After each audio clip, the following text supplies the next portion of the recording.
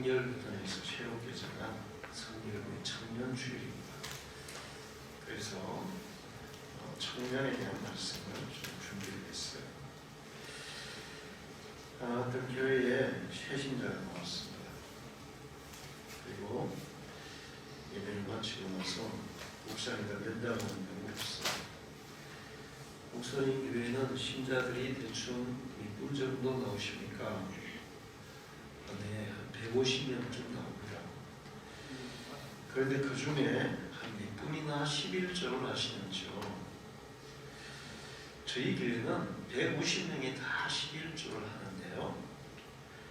그랬더니 이분이 깜짝 놀라면서 와, 어떻게 150명이 다 11조를 할 수 있습니까? 그때 목사님께 대해서 저희 교회는 150명 중에 50명은 교회에다가 11조를 합니다. 나머지 100명은 하나님이 직접 거두어 가세요. 그렇게 말씀하셨어요. 무슨 의미인지 아시죠? 장마철이 되니까 할머니가 다리가 왼쪽 다리가 많이 아팠어요. 자꾸 쑤시고 아픈 거예요. 그래서 병원에 찾아가서 의사를 만났습니다. 선생님, 제 왼쪽 다리가 엄청 아픈데 무슨 큰 병은 아니겠죠? 그러니까 선생님이 할머니 걱정하지 마세요. 나이 들면 다 그런 증세가 옵니다. 대충 이렇게 성의 있게 대답을 했어요. 그랬더니 갑자기 할머니가 화를 벌컥 내시면서 아니 의사 양반, 아프지 않은 오른쪽 다리도 나이는 동갑인데 무슨 소리입니까 이게? 자,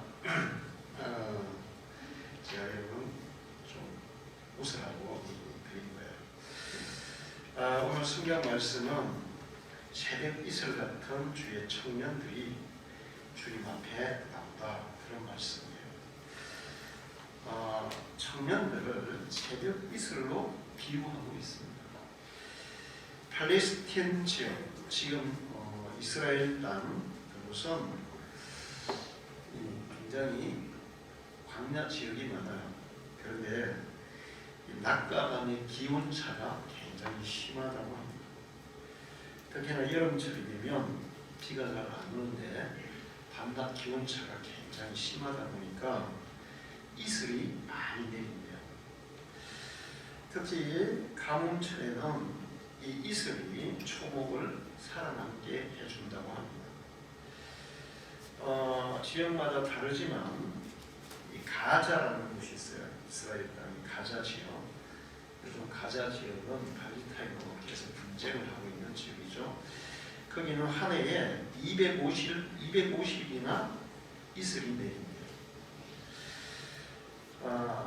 그런데 왜 청년들을 새벽 이슬로 비유를 할까?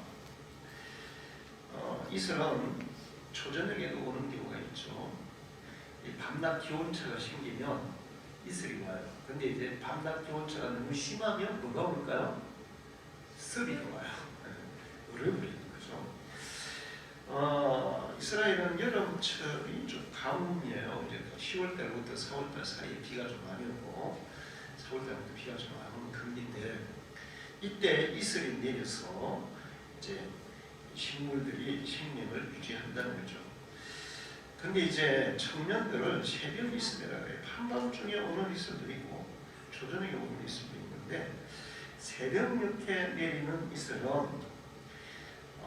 굉장히 깨묻지 않은 청초한 그런 의미를 가지고 있습니다. 가끔 가다가 저도 아침에 일어나서 이 풀잎에 맺힌 이슬방울을 보면 굉장히 영롱하고 아주 맑은 그런 경우들을 봐요. 맑고 청초하고 때묻지 않은 그런 것을 나타내기 위해서 청년들을 새벽 이슬 같다, 그렇게 표현하고 있는 겁니다. 사실 인생에서 가장 유혹과 시험이 많은 시기는 청년 때죠. 어릴 적에도 유혹이 있어요. 나이가 들어서도 유혹이 있죠. 나이가 들면 욕구들이 줄어들기 때문에 유혹이 좀 덜해요. 그런데 이 인생에서 가장 왕성한 욕구, 그 생물학적으로가 어떤 여러 가지 면에서 가장 왕성한 욕구가, 왕성한 생기가 넘치는 시절이 청년이에요.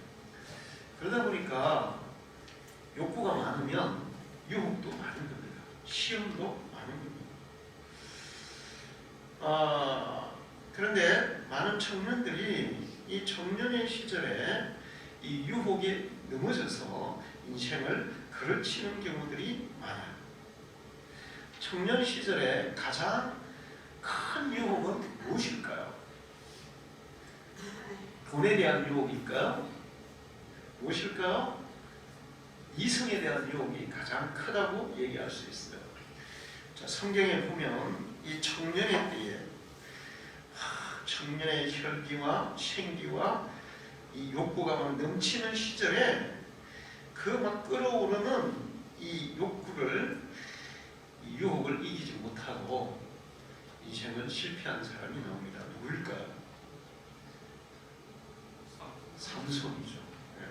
삼손은 일반 사람들보다 더 특별한 그런 힘과 능력을 가진 그런 사람이었어요. 그런데 삼손은 이성의 유혹에 넘어져서 결국에는 인생을 그르치고 그 인생이 허물어지는 그런 것을 볼 수 있습니다. 이 삼손과 반대로 똑같은 청년의 시절에 이성의 유혹을 받았지만 그것을 꿋꿋이 이겨내서 하나님이 귀하게 사용한 사람도 있어요. 누구일까요? 요셉입니다. 그래요. 요셉은 보디발의 아내의 유혹을 받았어요. 보디발의 아내는 애굽의 국방부 장관의 아내니까 얼마나 미인이었겠습니까? 원래 이집트에 미인들이 많아요. 세계적인 미인도 있었어요. 누구예요? 클레오파트라도 있었잖아요. 이집트 미인들이 많습니다. 그런데 이 보디발의 아내가 계속 유혹하죠. 근데 요셉은 그 유혹을 뿌리칩니다. 요셉이 유혹을 뿌리칠 때 하는 얘기는 이런 거였어요. 내가 어찌 이 큰 악을 행하여 하나님께 죄를 지으리까? 그러면서 거부해요. 창세기 39장 9절을 보면 이 집에는 나보다 큰 이가 없으며 주인이 아무것도 내게 금하지 아니하였으도 금한 것은 당신뿐이니 당신은 그의 아내임이라. 그런즉 내가 어찌 이 큰 악을 행하여 하나님께 죄를 지으리까? 아이고 말았습니다. 부끄러워 있어요. 요셉은 하나님 앞에 내가 죄를 지을 수가 없습니다. 그 믿음 때문에 유혹을 이길 수 있는 줄로 믿습니다. 그래서 자기의 순결을 지키고 보디발의 가정도 지켜줬어요. 자기만 지킨 게 아니에요. 보디발의 가정도 지켜줬어요. 그로 인해서 누명을 쓰고 감옥에 가지만 요셉은 기꺼이 그 감옥의 수고와 희생을 감수합니다. 의를 행하고 다른 일을 행하고 고난을 받는 것은 부끄러운 일이 아니죠. 자랑스러운 일이에요. 그렇게 해서 고난을 받아도 우리는 그 고난을 꿋꿋이 이겨낼 수 있습니다. 죄를 짓고 불의를 행하고 악을 행하고 고난을 받는다면 그것은 부끄러운 일이에요. 감옥보다 더 괴로운 것은 마음의 부끄러움이죠. 요셉은 그 모든 것들을 꿋꿋이 이겨내고 결국 하나님은 이 요셉의 순결을 보시고 이집트의 국무총리로 세운 것을 볼 수 있습니다. 청년의 유혹을 이기고 그리고 그 유혹을 이김으로 말미암아 주어지는 고난을 기꺼이 감수하고 견뎠더니 하나님이 그렇게 축복하셨다는 거예요. 할렐루야. 우리 청년들도 이런 것을 본받아 살아가기를 축원합니다. 한순간의 유혹에 넘어져서 하나님께 버림받으면 안 돼요. 유혹을 이기고 하나님께 붙들려서 쓰임받는 사람이 되기를 축원합니다. 다니엘의 세 친구는 요셉보다 더 불같은 시험을 받습니다. 느부갓네살 왕이 그 당시에 주변 나라를 다 정복하고 세력이 막강해지니까 자기가 신이라고 착각하게 됐습니다. 이게 정말 무서운 거예요. 보통 세계 역사를 보면 제국이 세워집니다. 한 나라가 주변 나라를 다 점령하고 제국을 세워요. 이 제국의 황제들은 다 자기가 신이라고 착각을 해서 독재를 하는 것을 볼 수 있어요. 요즘 이 세계 역사에도 이런 독재자가 한 명이 나타났죠. 누굽니까? 푸틴입니다. 푸틴. 오랫동안 러시아를 자중지했어요. 그 나이가 들어서 이제는 푸틴이 좀 망령이 났나 이런 얘기를 하는데, 그렇게 독재를 하다 보니까 이제는 아나무인 완전히 자기가 신이 된 것처럼 착각하는 거예요. 느부갓네살도 그렇게 되다 보니까 자기가 신이라면서 자기 우상을 들판에 세워놓고 사람들 전부 다 그 우상에게 절하게 했어요. 그것은 곧 느부갓네살을 앞으로 나를 신으로 섬기라는 그런 뜻입니다. 모든 사람들에게 절하라고 시킬 때 옆에 용광로에 불을 지피고 용광로를 벌겋게 달구었어요. 절 안 하는 사람은 저 용광로에 집어넣겠다. 그냥 죽이는 것도 무서운데 산채로 용광로에 던져진다고 생각해 보십시오. 얼마나 무섭겠습니까? 그래서 모든 백성들이 다 느부갓네살의 우상 앞에 절을 했어요. 그러나 다니엘의 세 친구는 절하지 않고 꼿꼿이 쳐다보고 있었습니다. 그것을 본 이 바벨론 사람들이 왕에게 고발을 하죠. 왕이시여, 이스라엘에 잡혀온 저 노예들이 감히 왕에게 왕의 신상에 우상에 절을 안 합니다. 용광 속에 집어넣어야 되지 않습니까? 그래서 왕이 불렀어요. 너희는 왜 이 내 우상에 절하지 않냐? 용광로 속에 들어가 죽고 싶냐? 그때 다니엘의 세 친구가 이렇게 해요. 왕이요, 우리가 섬기는 하나님이 계시다면 우리를 맹렬히 타는 풀무풍 가운데서 능히 건져내시겠고 왕의 손에서도 건져내시리이다. 그렇게 아니하실지라도 왕이여, 우리가 왕의 신들을 섬기지도 아니하고 왕이 세워진 금신상에게 절하지도 아니할 줄을 아옵소서. 할렐루야.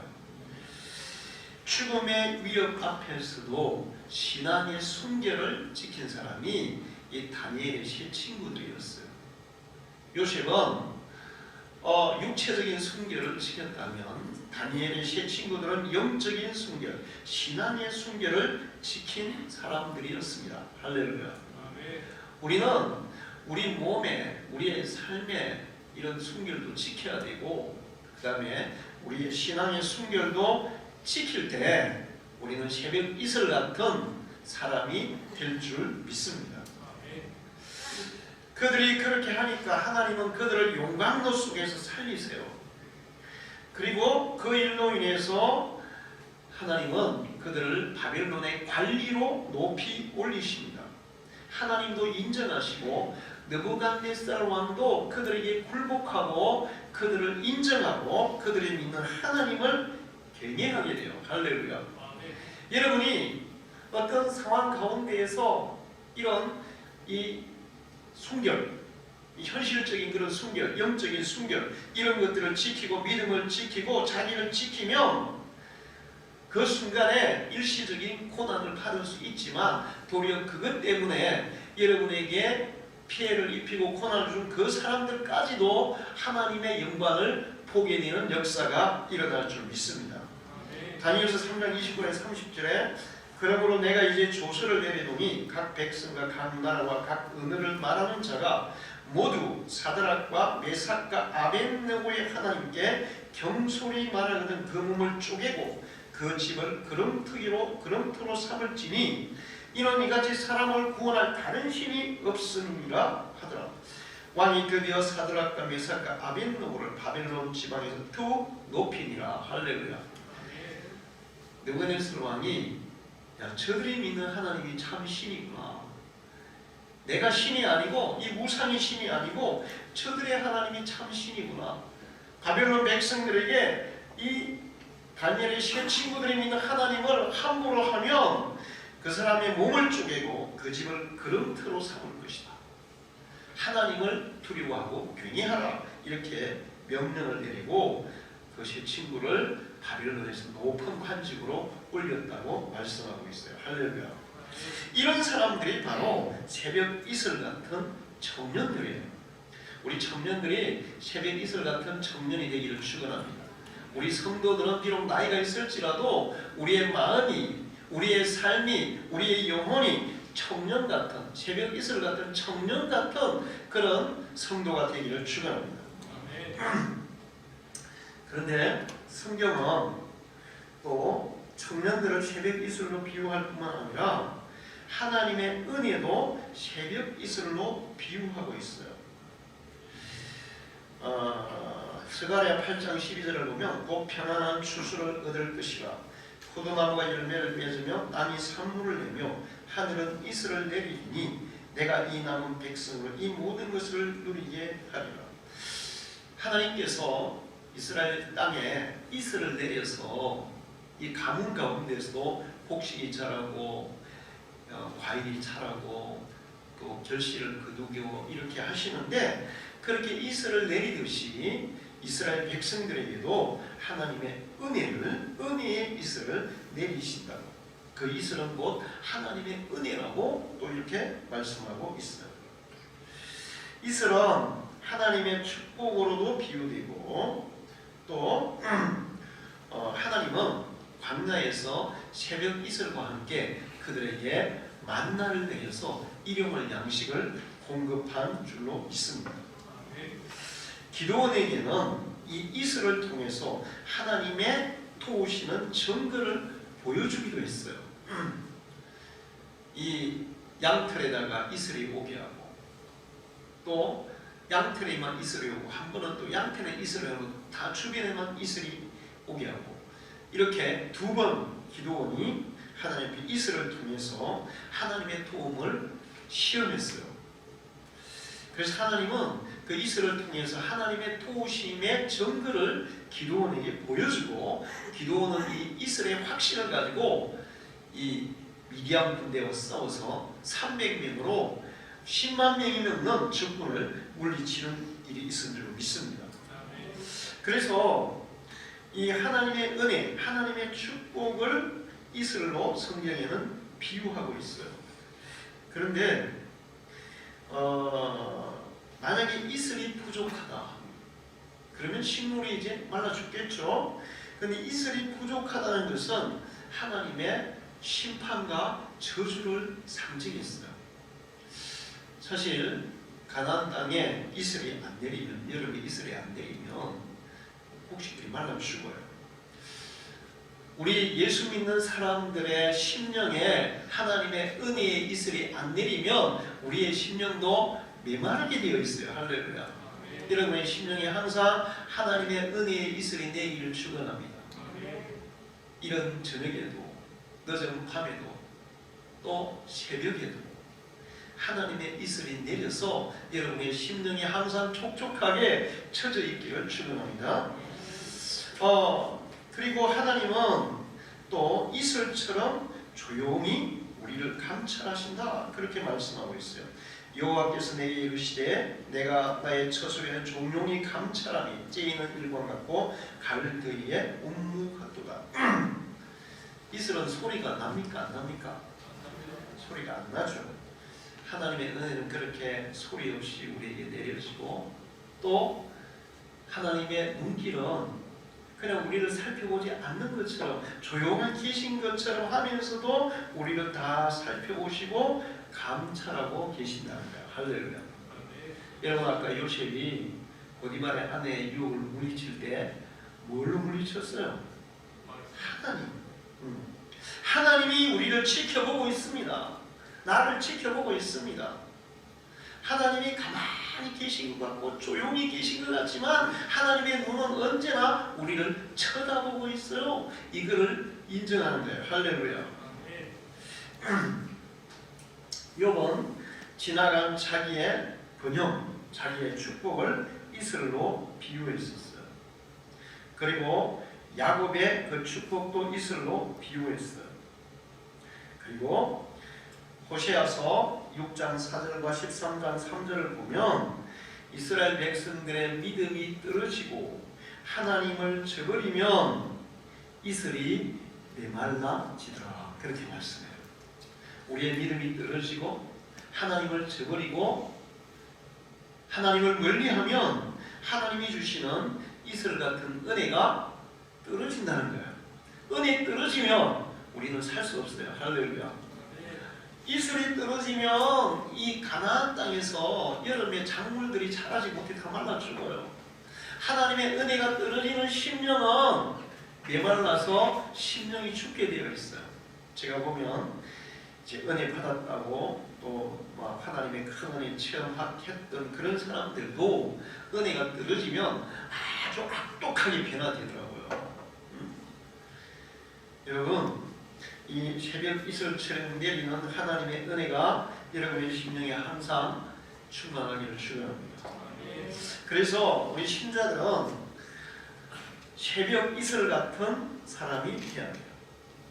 하나님의 은총을 받는 사람, 그리고 하나님의 은혜를 잊고 사는 사람이 되어야 된다는 것입니다. 그 이슬이 내릴 때 하나님은 만나도 함께 내려주셨어요.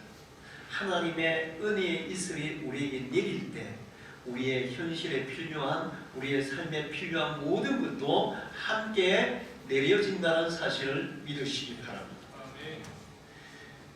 그리고 하나님은 우리가 무엇을 먹고 살 것이냐, 사람들은 음식을 먹고 산다, 양식을 먹고 산다 그래요. 근데 우리는 양식을 먹고 사는 게 아니라 하나님의 말씀을 먹고 산다고 성경은 말씀해요.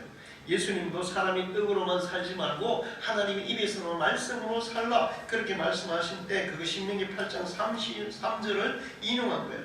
너를 낮추시며 너를 줄이게 하시며 또 너도 알지 못하며 네 조상들도 알지 못하는 만나를 내게 먹이신 것은 사람이 떡으로만 사는 것이 아니요 여호와의 입에서 나오는 모든 말씀으로 사는 줄을 내가 알게 하려 하심이라. 이스라엘 백성들이 하나님의 말씀을 따라갈 때 하나님은 새벽 이슬과 함께 만나를 내려서 그들을 먹여주신 줄 믿습니다. 그들의 일용할 양식은 하나님의 말씀을 따라갈 때 내려진 거예요. 근데 이스라엘 백성들 중에 하나님의 말씀을 거역한 사람도 있어요. 하나님이 그냥 하루치만 그더라. 그런데 만나를 처음에 딱 경험해 보니까 새벽에 갔는데 만나가 있는 거예요. 야, 이거 내일은 안 오면 어떡할까? 내일 안 오면 우리 굶는 거 아니야? 이건 뭐예요? 믿음이에요? 불신이에요? 불신이에요. 하나님은 하루치만 그더라 그랬어. 하나님이 하루치만 그더라는 것은 내일은 또 누가 책임진다는 거야? 하나님이 책임진다는 거야. 할렐루야. 예수님은 마태복음 6장에서 말씀하죠. 너희는 내일 일을 염려하지 말라. 내일 일은 내일이 염려할 거야. 내일은 내일이 염려할 거니까 그냥 오늘 일만 생각해라. 오늘 하나님이 만나를 내려서 먹이시면 내일은 안 주면 어떡하지? 이런 거 생각하지 말라는 거예요. 내일은 누가 책임진다? 하나님이 책임진다. 우리가 말씀을 따라가면 하나님이 책임지는 줄 믿습니다. 근데 이제 못 믿는 사람들이 있잖아요. 그래서 그냥 이틀이 3일치 막 욕심스럽게 잔뜩 걷어놨어. 그래서 그 다음날 아침에 먹으려고 보니까 다 어떻게 됐어요? 다 썩었어요. 냄새나요. 버려야 돼요. 그런데 이제 안식일 첫날은, 그러니까 안식일 첫날, 지금으로 지금 토요일이라고 쳐요. 안식일 첫날은 하나님이 오늘은 이틀치를 거두라. 안식일에는 나가서 일하지 마라. 거두지 마라. 이틀치 거둬도 내일 안 썩고 내일 먹을 걸 하나님이 다 보존해 줄 것이다. 할렐루야. 그런데 또 그때도 또 안 믿는 사람이 있겠어요? 없겠어요? 안 믿는 거예요. 어떤 사람은 아니 뭐 어제도 줬으니까 괜히 뭐 또 거둬놨다가 또 썩으면 어떡해. 그래서 하루치만 거둔 사람은 그 다음날 어떻게 했을까요? 굶어요. 자, 사람이 떡으로만 살 것이 아니라 무엇으로 살아야 된다? 하나님 말씀으로. 새벽 이슬과 함께 하나님의 은혜와 함께 내려지는 하나님의 그 주시는 것들로 사는 것이 그리스도인이에요. 할렐루야. 호세아 시대에 이스라엘 백성들은 하나님을 엄청 거역합니다. 하나님을 안 믿습니다. 우상 숭배하고 그 다음에 그냥 하나님 부인하고 그렇게 못되게 살았어요. 그때 호세아가 호세아 6장 4절 13장 3절에 에브라임아 내가 네게 어떻게 하랴 유다야 내가 네게 어떻게 하랴 너희의 인애가 아침 구름이나 시 없어지는 이슬 같도다. 하나님의 은혜가 이슬같이 우리에게 내려지기도 하는데 또 이슬은 순식간에 없어지는 것도 의미하는 호세아 13장 3절에 이러므로 그들은 아침 구름 같으며 시 사라지는 이슬 같으며 타작만에서 강풍에 날리는 쭉정이 같으며 굴뚝에서 나는 연기 같으리라. 하나님을 거역하고 불신하고 또 온갖 우상과 미신과 지혜에 빠져있는 이스라엘 백성들은 순식간에 사라지는 이슬처럼 그렇게 쇠퇴할 것이다. 이렇게 말씀했어요. 하나님의 은혜 받고 사는 사람, 말씀 안에 거하는 사람은 매일같이 이슬과 함께 만나를 내리듯이 하나님께서 은혜의 이슬을 내려주시지만 하나님을 거역하고 하나님을 배반하고 육신의 정욕과 세상의 유혹에 따라 살아가는 사람들은 이슬이 금방 사라져버리듯이 그렇게 하나님의 은혜는 메마르고 그 인생은 메마르게 될 것이다. 이렇게 말씀해요. 새벽 이슬은 매일 내려야 돼요. 할렐루야. 어제 받은 것으로 사는 게 아니에요. 하나님의 은혜는 어제도 받고 오늘도 받고 내일도 받고 매일매일 받아야 될 줄로 믿습니다. 어떤 사람은 10년 전에 받은 은혜를 자꾸 그거 가지고 막 자랑하는 사람들이 있어요. 지금은 신앙생활도 제대로 안 하고 지금은 뭐 하나님 앞에 할 것도 아무것도 안 하고 기도도 제대로 안 하고 예배도 제대로 안 드리고 내가 10년 전에는 그래도 교회에서 이렇게 열심히 해서 교사도 하고 말이야 성가대도 하고 말이야 내가 얼마나 열심히 했는지 몰라요. 10년 전에 이슬이 오늘까지 있어요? 남아 있어요? 없어요? 다 떨어졌어요.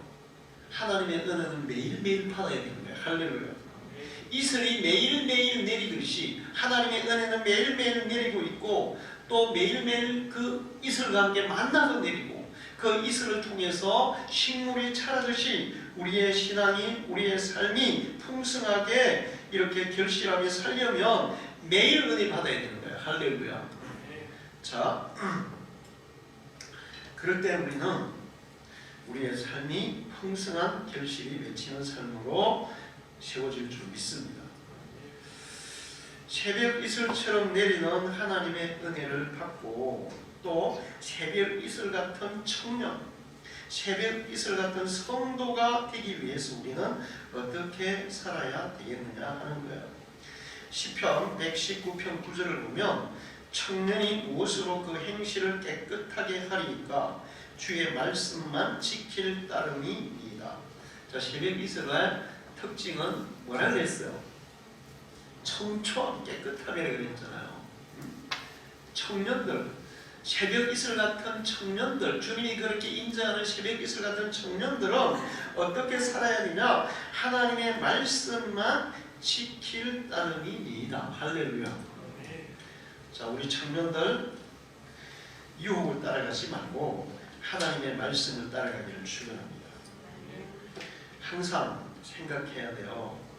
내가 무엇을 하려고 할 때 직업을 구할 때도 그렇고 또 어떤 일을 하려고 할 때도 그렇고 이게 하나님의 말씀에 부합하는 것이냐 하나님의 말씀에 어긋나는 것이냐 이거를 생각해야 돼요.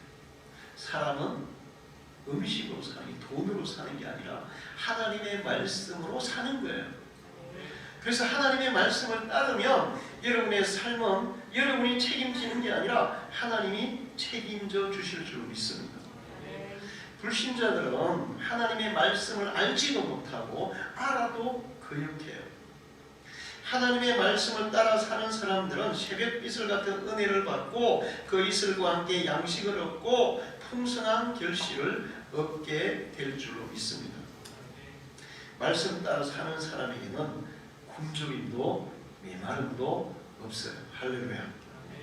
시편 1편 2절을 보면 여호와의 말씀을 즐거워하여 그 율법을 주야로 묵상하는 자로 그는 시냇가에 심은 나무가 철을 따라 열매를 맺으며 그 잎사귀가 마르지 아니한 같으니 그가 하는 모든 일이 다 형통하리로다. 할렐루야. 하나님의 말씀을 따라 사는 사람은 시냇가에 심은 나무처럼 시절을 따라서 잎을 내고 열매를 맺고 그리고 무성하게 자라고 하는 일이 다 형통하리라. 할렐루야. 여러분도 이 은혜를 이 축복을 누리면서 살아가기를 축원합니다. 한번 해보십시오. 진짜 그대로 되는지 안 되는지 저는 100% 그대로 될 줄 믿습니다. 청년들은 자기를 지키려면 하나님 앞에 새벽 이슬 같은 청년으로 이렇게 살아가려면 항상 하나님의 말씀을 묵상하고 말씀을 붙잡고 거기에서 어긋나지 않게 말씀을 따르는 삶을 살도록 실천하도록 해야 된다는 거예요. 우리 성도들도 마찬가지고. 그 다음에 두 번째는 하나님을 기억하면서 살라 그래요. 전도서 12장 9절 청년이여 내 어린 때를 즐거워하며 내 청년의 날들을 마음에 기뻐하며 마음에 원하는 길들과 내 눈이 본 대로 행하라. 그러나 하나님이 이 모든 일로 말미암아 너를 심판하실 줄로 알더라. 청년들아 네가 하고 싶은 대로 해봐라. 그러면 끝이 어떻게 될 것이다? 잘 될 것이다?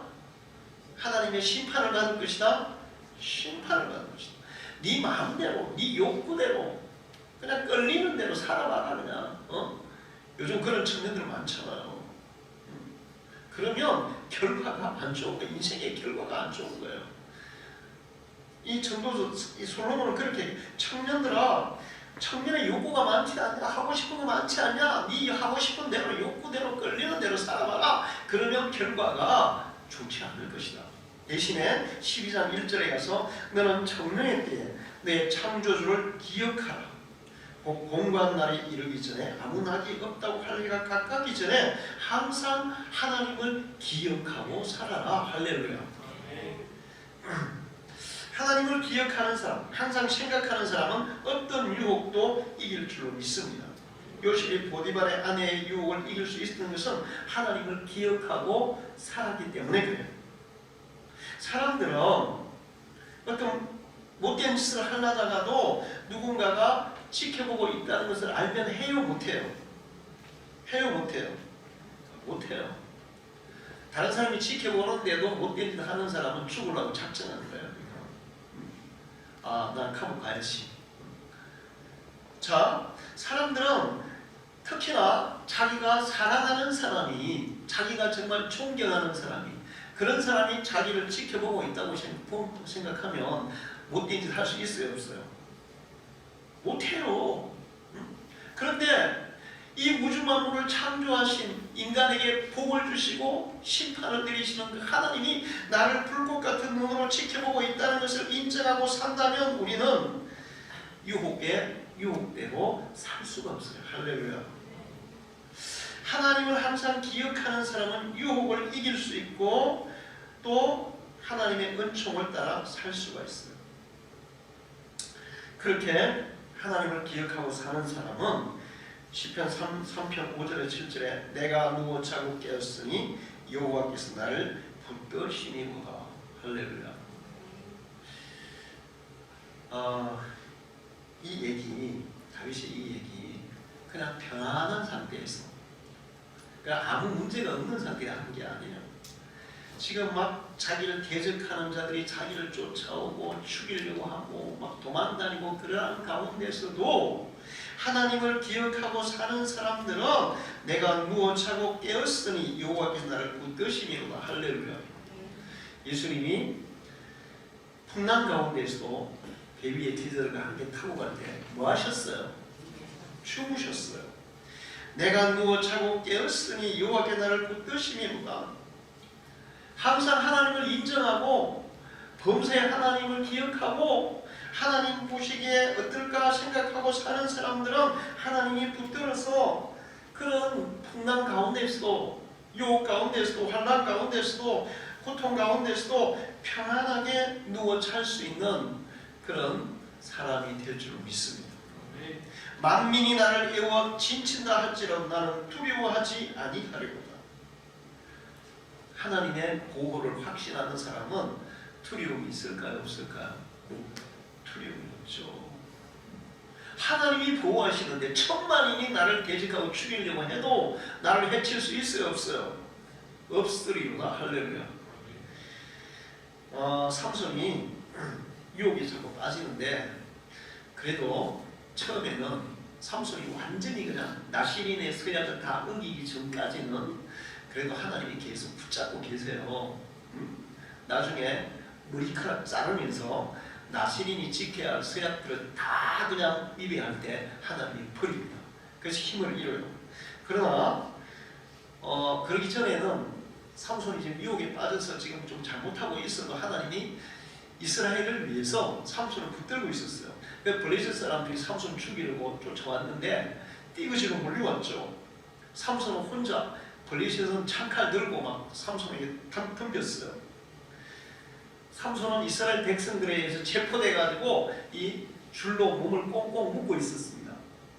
그런데 블레셋 사람들이 자기를 잡아올 때 그 자기를 묶고 있던 줄을 아주 그냥 작은 그 실처럼 그냥 끊고, 그 다음에 아무도 없으니까 거기에 떨어져 있던 나귀 턱뼈로 1000명을 쳐서 죽였어요. 할렐루야. 천만인이 나를 이워 친친다 할지라도 나를 공격한다 할지라도 나는 두려워하지 아니하리로다. 하나님이 보호하는 자를 누가 해칠 수 있겠느냐. 할렐루야. 전쟁이 일어나고 천재지변이 일어나고 지진이 일어나고 홍수가 나고 가뭄이 오고 기근이 오고 전염병이 와도 그런 사람은 두려움이 없을 줄 믿습니다.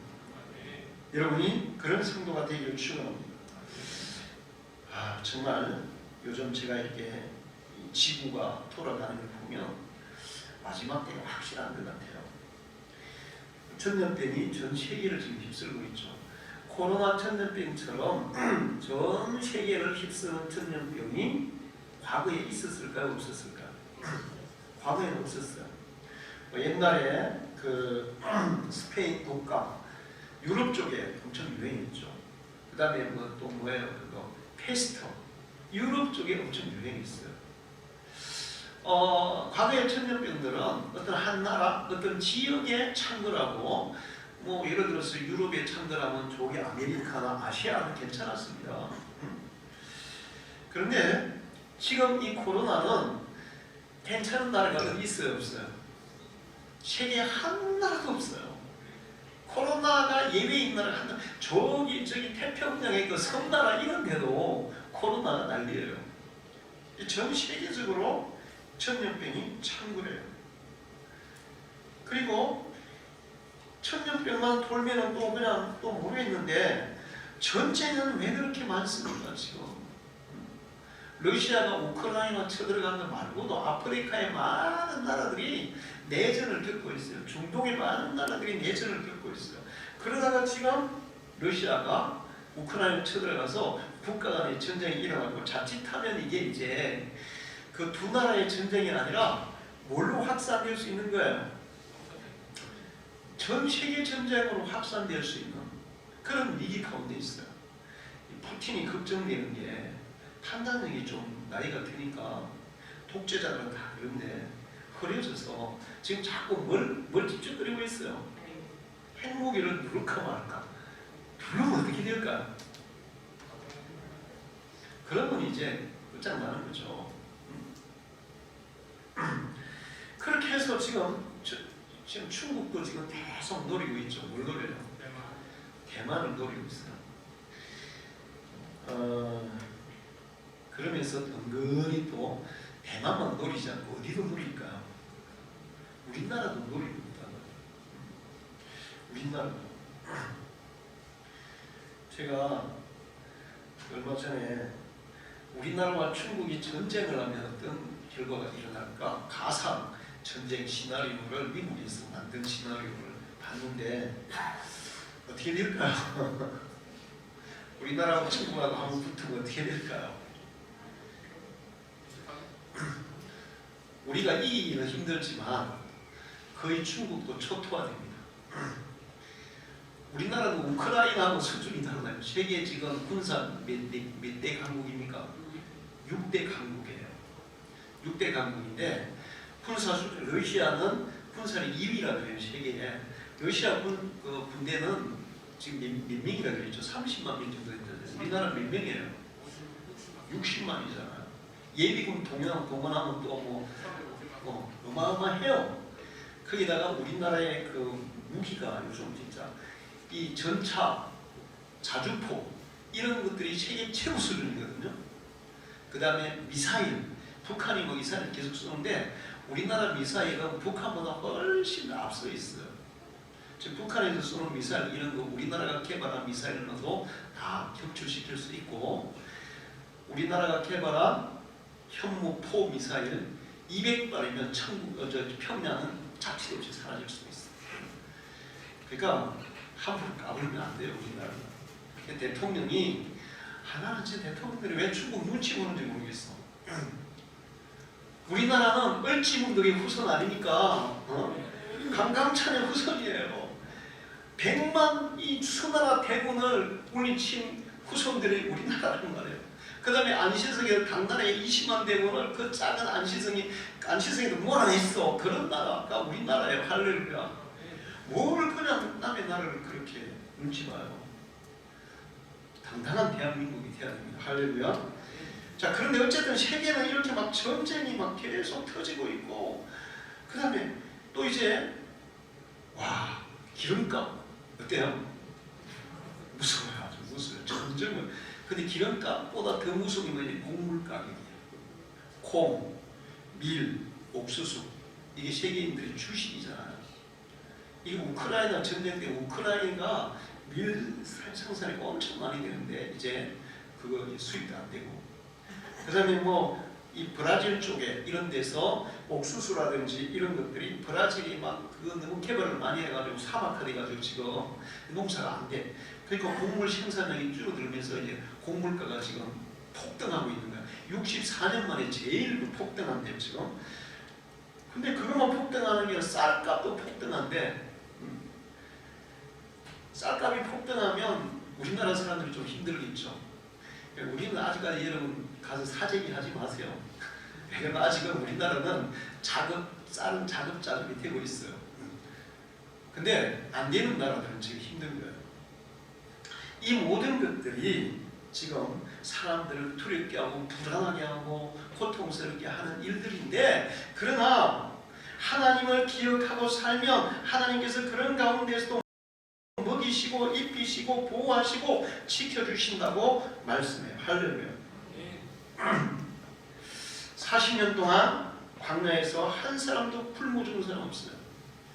농사도 안 짓고 뭐 이 동물도 키우지도 못하고 먹을 거 아무것도 생산도 안 해도 하나님이 40년 동안 만나를 내려서 그들을 굶어 죽지 않도록 먹을 것을 책임져 주셨어요. 입을 것도 책임져 주셨어요. 그들의 신발도 책임져 주셨어요. 여러분은 여러분의 삶을 하나님이 책임지시게 하기를 축원합니다. 하나님을 기억하고 사는 사람은 하나님이 책임지시는 거예요. 그리고 마지막으로 새벽 이슬 같은 청년들 어떤 사람이냐? 깨끗한 마음으로 의로움과 믿음과 사랑으로 화평을 추구하며 살아야 된다. 디모데후서 2장 22절에 너는 또 청년의 청욕을 피하고 가장 욕구가 왕성한 때가 언제라는 거예요? 청년의 때야. 그 왕성한 욕구를 자제하고 욕구대로 살면 안 된다는 거예요. 하나님이 기뻐하신 대로 살라는 거예요. 깨끗한 마음으로 살아라. 요즘 나는 우리 청년들, 우리 교회 청년들 안 그런데 다른 청년들을 보면 마음이 변해야 돼. 깨끗해. 뭐가 깨끗하냐? 여러분 수입을 얻으려면 뭘 해야 돼요? 일을 해야 돼요. 일한 만큼 수입을 얻어야 돼요.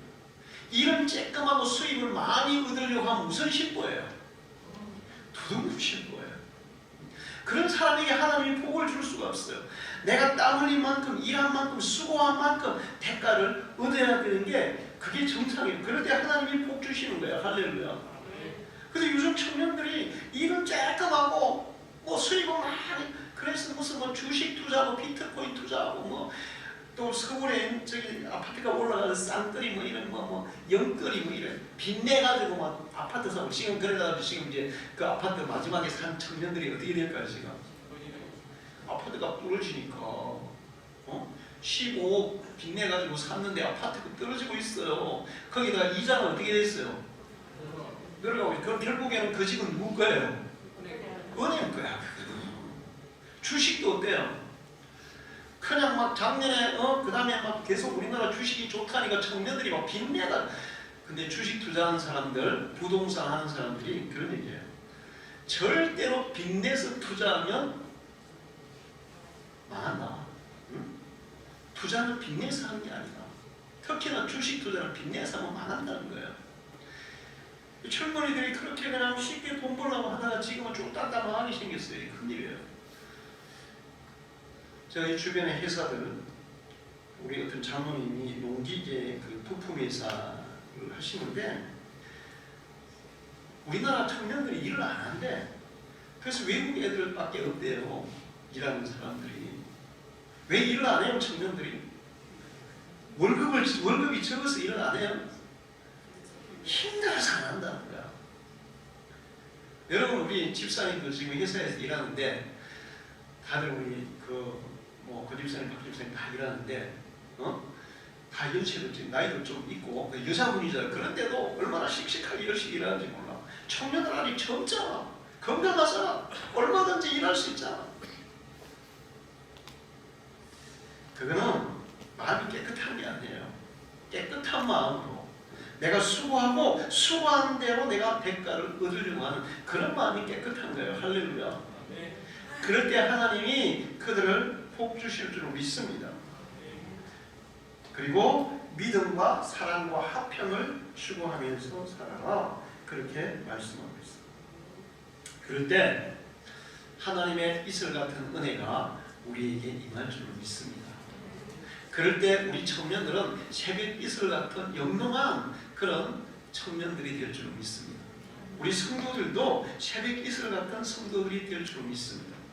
우리가 그런 믿음의 사람이 되면 아까 다니엘의 세 친구들의 그런 믿음의 그 결과를 보고 느부갓네살이 하나님을 인정하잖아요. 하나님을 믿잖아요. 사람들이 하나님을 믿으라고 하잖아요. 우리의 그런 모습을 보면 안 믿는 사람들이 우리를 보고 야, 저들이 믿는 하나님은 진짜 하나님이야. 믿으려면 우리도 하나님을 믿어야 되겠어. 이런 고백이 있을 줄로 믿습니다. 우리 방주교회 성도들이 새벽 이슬 같은 성도들 되기를 축원합니다. 기도하겠습니다. 하나님 아버지 감사합니다. 오늘 거룩한 성회를 주시고 귀한 말씀 주셔서 감사합니다. 하나님은 새벽 이슬처럼 우리에게 매일같이 은혜를 내려주십니다. 그 이슬을 묵고 사는 사람이 복되며 번성할 줄로 믿습니다. 또 이렇게 하나님의 은혜의 이슬을 묵고 사는 자들이 새벽 이슬 같은 그런 사람이 될 줄로 믿습니다. 우리 청년들이 정말 하나님이 보시기에 기뻐하시고 축복하실 수 있는 새벽 이슬 같은 깨끗하고 청초한 우리 믿음의 청년들이 되게 하시고 우리 모든 성도들이 새벽 이슬 같은 신앙인들이 되게 해 주옵소서. 예수님의 이름으로 기도하옵나이다. 아멘.